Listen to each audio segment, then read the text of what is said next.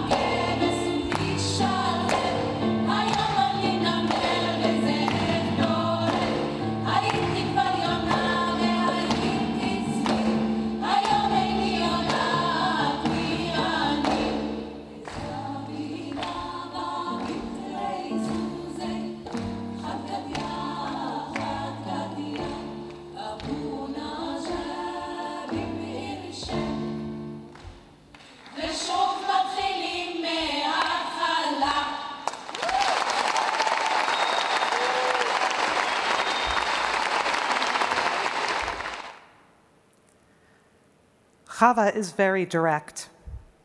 Military retaliation not only leads to continuing injury and death, a cycle of madness as she describes, it also has soul-crushing consequences.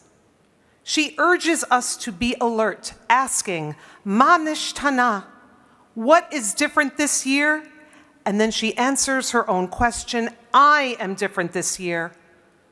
I used to be sheep, a calm kid. Today I am a coyote, a predator wolf. Today I don't know who I am. Bouncing back and forth between oppressor and oppressed has implications that reach as deeply as the core of our very being. We have ways of influencing our government's actions, of influencing other governments' actions, but mostly those actions lie well beyond anything we can control. But Alberstein warns what can happen if we lose control over what lies within our reach, and our reach alone, what lies within us. Chava's fears reflect my own. I am deeply relieved that the Israeli action was relatively minimal, as I'm deeply relieved that the Iranian attack didn't result in enormous harm, though for 7-year-old Druze girl Amina al-Hassouni and her family, as she fights for her life, that is of little comfort. But this hitting back and hitting back and hitting back and hitting back in a chain of assaults which sometimes seem to be motivated more by posturing than by strategy seem, like the words of Gadya, to lead nowhere but towards death. Unless you believe the promise of the messianic ending, and that is not my version of faith. God may provide us with the inspiration to end conflict, with the mission to seek out peace, but it is on us as human beings to stop fighting. Someone has to stop, or no one will. This message is echoed in a poem by Israeli poet Yehuda Amichai, who provides us with a window of hope. In a poem titled "An Arab Shepherd is Searching for His Goat on Mount Zion." An Arab shepherd is searching for his goat on Mount Zion, and on the opposite hill, I am searching for my little boy. An Arab shepherd and a Jewish father, both in their temporary failure. Our two voices met above the Sultan's pool in the valley between us. Neither of us wants the boy or the goat to get caught in the wheels of the Gadya machine. Afterwards, we found them among the bushes, and our voices came back inside us, laughing and crying. Searching for a goat or for a child has always been the beginning of a new religion in these mountains.